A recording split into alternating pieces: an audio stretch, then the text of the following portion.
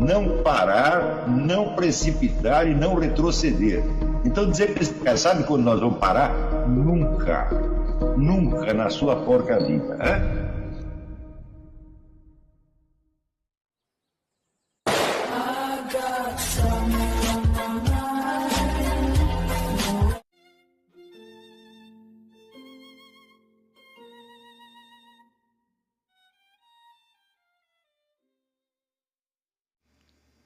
E aí pessoal, tranquilo? Então vem aqui antes do vídeo começar, pedir para vocês se inscreverem, quem não for inscrito, compartilhar, curtir, comentar. Quem puder seja membro do canal, que isso ajuda bastante. Tem também o link do Apoia-se. Quem puder ajudar nosso canal e apoiar financeiramente vai ser muito bem-vindo. Mas o mais importante é transmitir o conteúdo e os conhecimentos do professor Olavo de Carvalho para mais e mais brasileiros. Então compartilhe e ajude aí nossa causa. Muito obrigado a todos os membros, apoiadores do canal. Fico muito feliz. Tenho certeza que a gente está no caminho certo. Então fiquem com o vídeo e até mais. Valeu!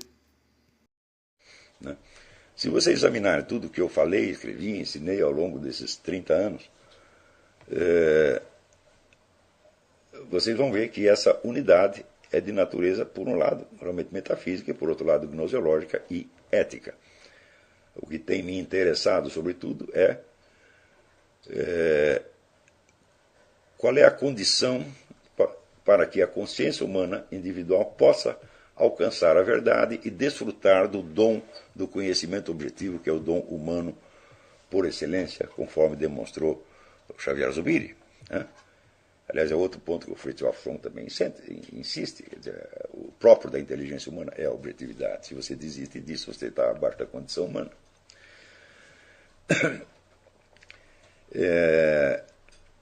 Em segundo lugar, me interessava saber qual é a relação entre essa consciência humana e a divindade, e o absoluto. Quer dizer, o que é a consciência perante o absoluto. E no esforço de investigar esse problema, eu fui chegando cada vez mais à conclusão de que a consciência individual humana tinha muito mais importância do que nós poderíamos discernir na doutrina do Guénon, por exemplo. Para ele, essa consciência faz parte apenas da Maya, né? E, através da escalada iniciática, a consciência se converte em conhecimento, e o conhecimento se transforma no ser, e você é absorvido, então, no absoluto, mediante o processo da divinização. Mas isso, como eu estava dizendo, me parece contraditório com a perspectiva da vida eterna. Quer dizer que, se uma única alma tem a vida eterna, então ela abrange não só toda a história existente, mas o cosmos existente e todos os cosmos possíveis. Tá certo? Sem perder a sua distinção individual. Então, eu vi que a consciência humana, a alma individual humana, ela é um elemento estruturante do cosmos. Daí eu me lembrei que no catecismo que os padres me ensinavam quando eu era pequeno, se perguntava aqui sim, para quem Deus fez o mundo? E respondia, para o homem, para o ser humano. Se Deus fez o mundo para o ser humano, então, evidentemente, o ser humano está acima do mundo. Tá certo? E o ser humano é, de certo modo, a chave de abóbada de toda a criação. E o ser humano não considerado abstratamente enquanto espécie, mas enquanto indivíduo. Essa diferenciação individual já aparece no próprio Gênesis. No conflito de interesses entre Adão e Eva e depois entre Caim e Abel.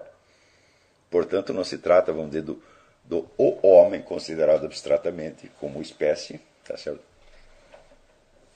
Mas das individualidades humanas. São essas individualidades que são o fator estruturante de todo o cosmos e de todos os universos possíveis. Então, se nós perguntarmos qual é a hierarquia da realidade, eu digo, bom, num primeiro plano você tem o próprio Deus, depois você tem o mundo das almas humanas, e depois você tem o mundo dos anjos. Então, os anjos têm o conhecimento divino. mas eles não têm a liberdade divina. Quer dizer, a liberdade humana, o livre-arbítrio humano, é a expressão direta do poder divino. E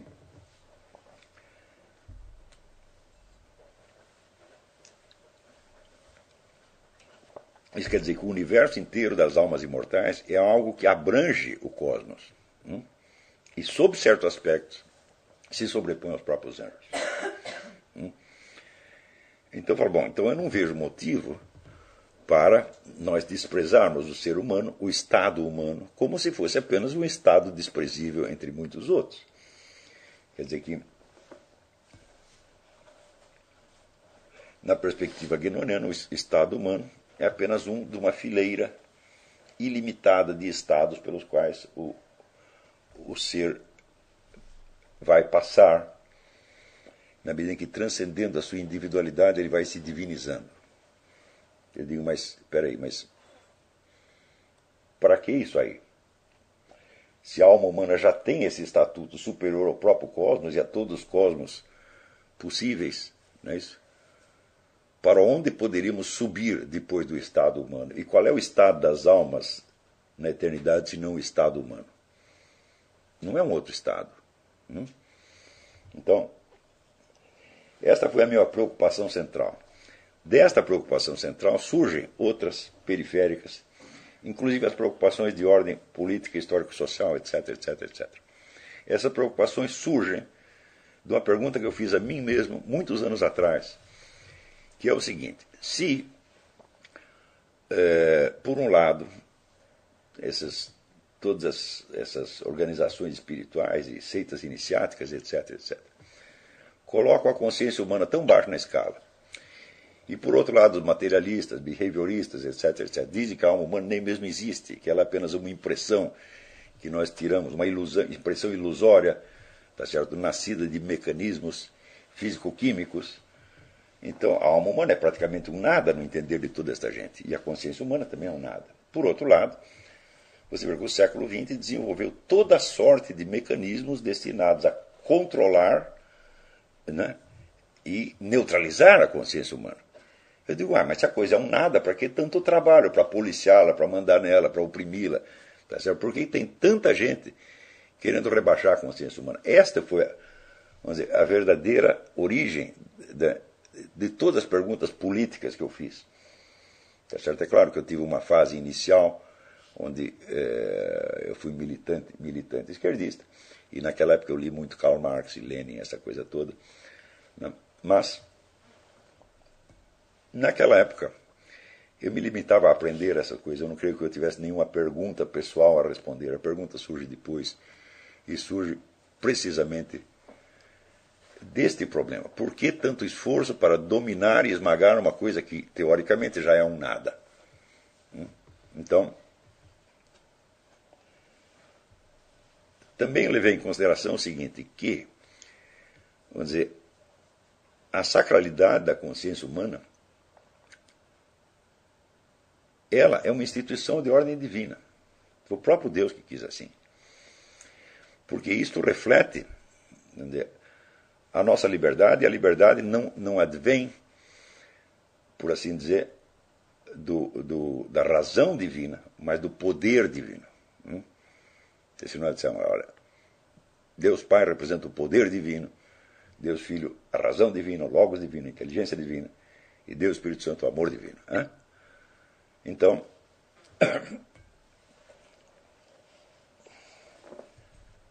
nós recebemos muitos dons, entre os quais a liberdade, que é uma expressão direta do poder. Então, a nossa liberdade é aquilo que em nós reflete o poder do próprio Deus Pai, não a razão divina. E por isso mesmo, essa liberdade é imprevisível. Ela é criativa e ela não obedece a leis, e por isso mesmo existe a possibilidade da desobediência e da rebelião. Quer dizer, a possibilidade de nos voltarmos contra Deus é ela própria a expressão do poder de Deus Pai manifestado em nós.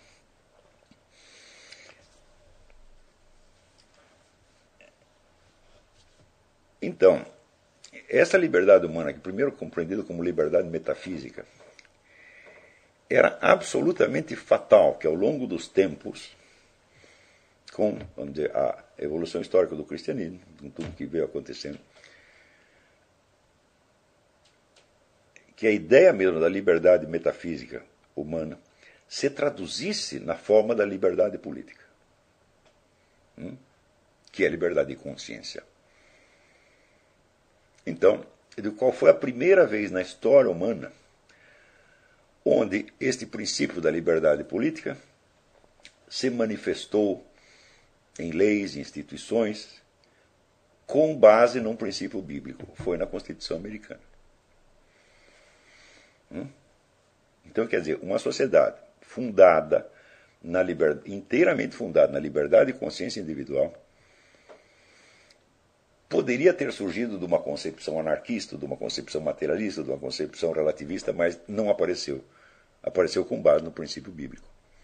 Então isso quer dizer que esta noção que eu estou lhes passando, vamos dizer, da liberdade humana como expressão, vamos dizer, do próprio poder de Deus Pai, tal como manifestado em nós, isso está consagrado na Constituição Americana exatamente como um princípio bíblico. Se alguém tem alguma dúvida, leia o livro do Benjamin Morris, quer dizer, do caráter cristão das instituições latino-americanas. É um livro de 1.500 páginas. Latino-americana? Não, norte-americana. Constituição, eu falei latino-americana, estou ficando gaga. Do caráter cristão das instituições americanas. Benjamin L. Morris. Então, nós podemos dizer que o único país do mundo que tem leis e instituições diretamente inspiradas numa lei divina são os Estados Unidos. Então,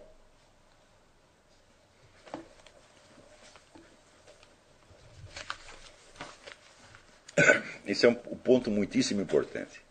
Isso quer dizer que a autoridade de Deus Pai se traduz concretamente na existência humana sob a forma da nossa liberdade metafísica. E a liberdade metafísica se expressa social, política e culturalmente na ideia da liberdade política. Liberdade de consciência. Então, isto quer dizer que a liberdade de consciência, tal como foi integrada na Constituição Americana e nas instituições americanas, não veio do iluminismo. O iluminismo não tem, nesse sentido, não teve nada a ver com a Revolução Americana. Se você procurar as fontes da Revolução Americana, você vai ver que todas as fontes são bíblicas. E o pensamento iluminista teve uma influência mínima aqui. Embora o clamor por liberdade individual também se espalhasse na Europa, só que na Europa não se realizou. Na Europa se realizou o contrário. A Revolução Francesa foi seguida, vamos dizer, pela ditadura de Napoleão e depois por uma sucessão de golpes, revoluções e ditaduras que só vieram parar, acho que em 1870, 1880, a França se estabilizou um pouquinho, teve um pouco de liberdade, mas no século XX houve outros golpes e outras ditaduras. Então, dizer que o único país do mundo onde o princípio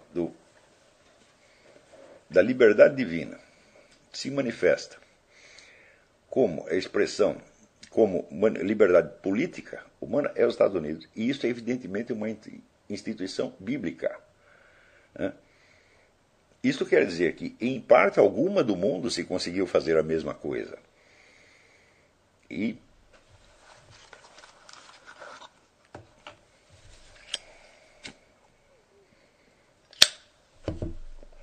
quando nós lemos hoje, no Alexandre Dugin, o contraste que ele faz entre as ordens tradicionais. Deixa eu explicar por um outro lado, é mais fácil.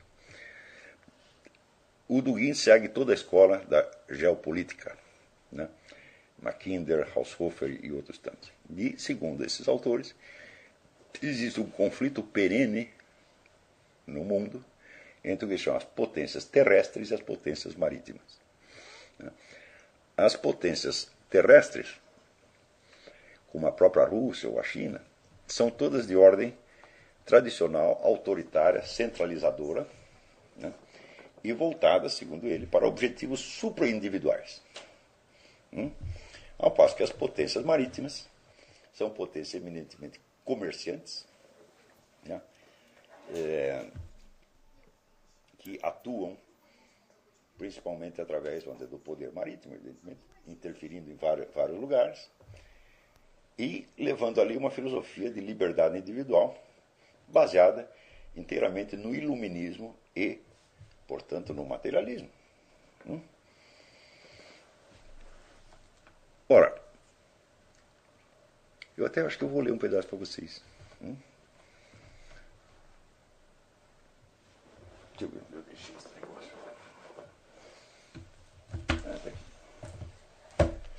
É muito interessante, porque eu creio que no próprio debate não haverá ocasião de dizer tanta coisa, porque o debate é por escrito, né, e o escrito tem as suas limitações.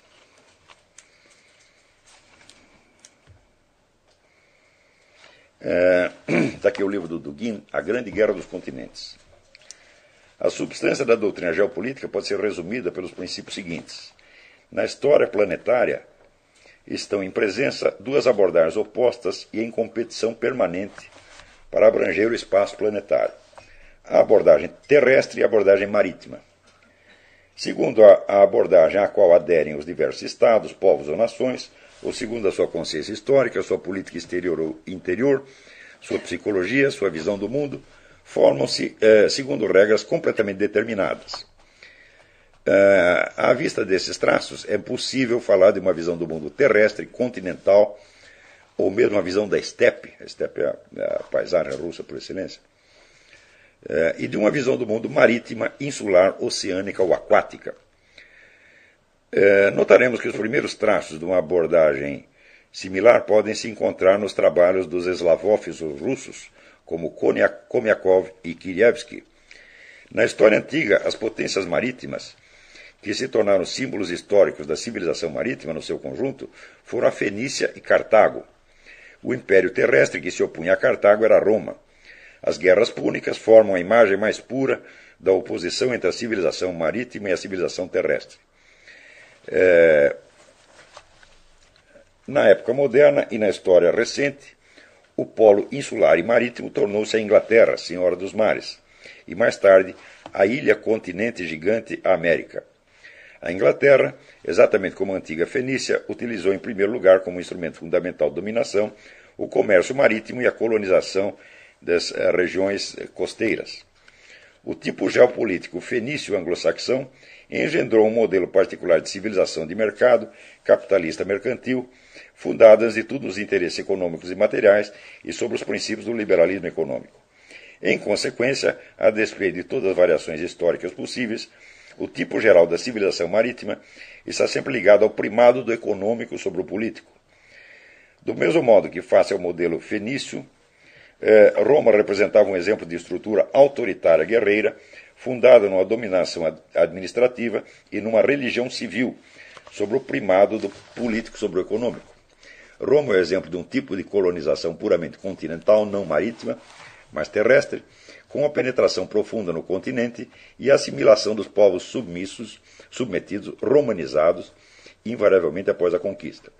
Na história moderna, as encarnações da potência terrestre foram o Império Russo e os impérios austro-húngaro e da Alemanha, da Europa Central.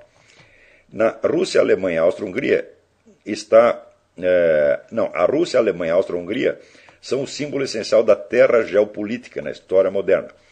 Mackinder demonstrou claramente que, em todos os últimos séculos, a atitude marítima significa atlantismo. Hoje, exatamente como hoje, as potências marítimas são, antes de tudo, a Inglaterra e a América. Isto é, países anglo-saxões.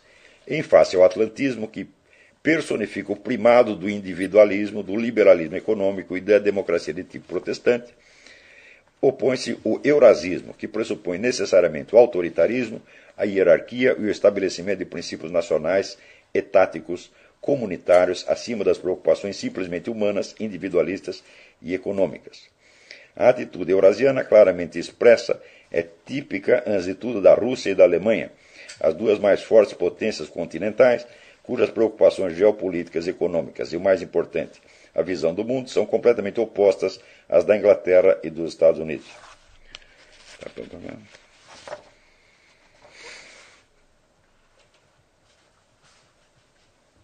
Bom, quando eu lia isso, me ocorreu o seguinte: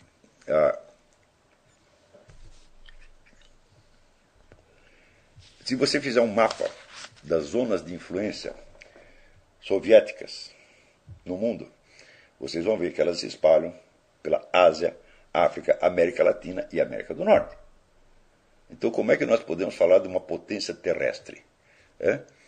E toda a influência exercida pela União Soviética na África, por exemplo, né?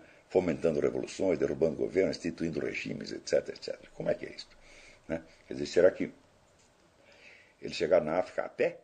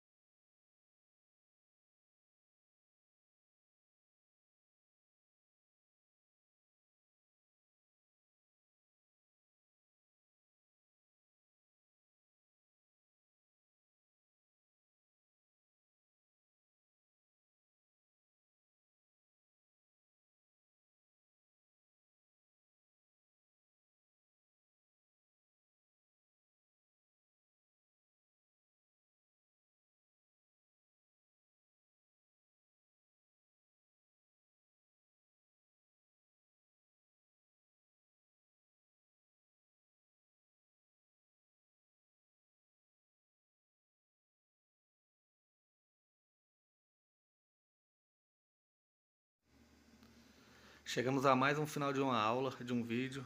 Espero que tenham gostado. Quem não se inscreveu ainda, se inscreva, compartilhe, comente. Ajude o nosso canal, apoie, seja membro.